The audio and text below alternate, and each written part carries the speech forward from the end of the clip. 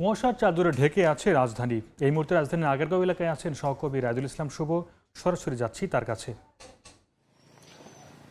মাঘ মাসের শেষ দিকে এসে রাজধানীতে কিন্তু শীতের প্রকোপ বেশ লক্ষ্য করা যাচ্ছে। আমরা সকাল থেকে দেখতে পাচ্ছি যে পুরো রাজধানী জুড়েই কিন্তু কুয়াশার চাদরে ঢেকে রয়েছে। পাশাপাশি শীতের যে তীব্রতা সেটি কিন্তু বেশ আমরা লক্ষ্য করতে পারছি, অনুভব করতে পারছি।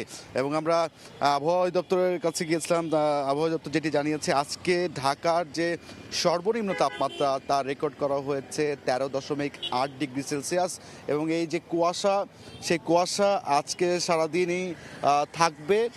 এর পাশাপাশি দুপুরের পরে হয়তোবা কিছুটা সূর্যের দেখা যেতে পারে এক ঘন্টার জন্য বলে আর কি আবহাওয়া দপ্তর যেটি আমাদেরকে জানিয়েছেন। তবে এই যে তাপমাত্রা কিছুটা কমে এসেছে আজকে ভোর থেকে, সেটি আগামী দুদিন অব্যাহত থাকবে। মানে আজকে যেহেতু 23 তারিখ, প্রায় 26 তারিখ পর্যন্ত এই তাপমাত্রাটা ঢাকা শহর সহ আশেপাশে যে সকল জেলাগুলো রয়েছে সেই জেলাগুলোতে কিন্তু কমতে থাকবে বলে যেমনটা জানিয়েছে। এবং 25 থেকে 27 তারিখ পর্যন্ত বিক্ষিপ্তভাবে কয়েকটি জেলায় মৃদু শৈত্যপ্রবাহ বয়ে যাওয়ার একটি আভাস দিয়েছে আবহাওয়া দপ্তর। এবং 28 তারিখের পর থেকে সারা দেশেই তাপমাত্রা দিনে এবং রাতে বাড়তে থাকবে বলে যেমনটা জানিয়েছেন। আমরা রাজধানীর হঠাৎ করে এই শীত বেড়ে যাওয়াতে দেখতে পেয়েছি, বিশেষ করে যারা খেটে খাওয়া তৃণমূল মানুষ রয়েছে তাদের কিছুটা ভোগান্তি হতে হচ্ছে। যারা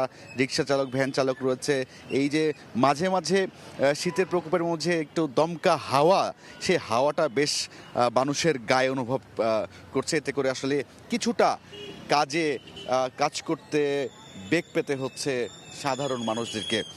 যেমনটা বলছিলাম যে এই যে জানুয়ারি মাস তো প্রায় শেষের দিকে, আর অল্প কিছুদিন শীত আছে। তো শেষ সময় এসে কিন্তু শীতটা সারা দেশের মতো রাজধানীতেও কিন্তু দেখা মিলছে। এবং সকাল থেকে আমরা দেখেছি রাজধানীর বেশ কিছু এলাকা, যেমন যদি আমরা বলতে চাই যে 300 ফিট, এর পাশাপাশি বসিলা এবং সাভারের দিকে যে সকল এলাকাগুলো রয়েছে, সড়কগুলো রয়েছে, সেই সড়কগুলোতে কিন্তু 9টা থেকে 10টা পর্যন্তও যে প্রাইভেট কার বা যে যানবাহনগুলো রয়েছে সেই যানবাহনগুলোতে কিন্তু আলো জ্বালিয়ে চলতে দেখা গিয়েছে। তার মানে শীতের এবং কুয়াশার চাদরে কিন্তু এই মুহূর্তে মুড়ে আছে পুরো রাজধানী শহর। সবকিছু মিলিয়ে আগারগাঁ থেকে এই ছিল আমার কাছে শীতের সবশেষ খবর। রাজধানীর আগারগাঁও থেকে শীতের খবর জানাচ্ছিলেন সহকর্মী রায়দুল ইসলাম শুভ।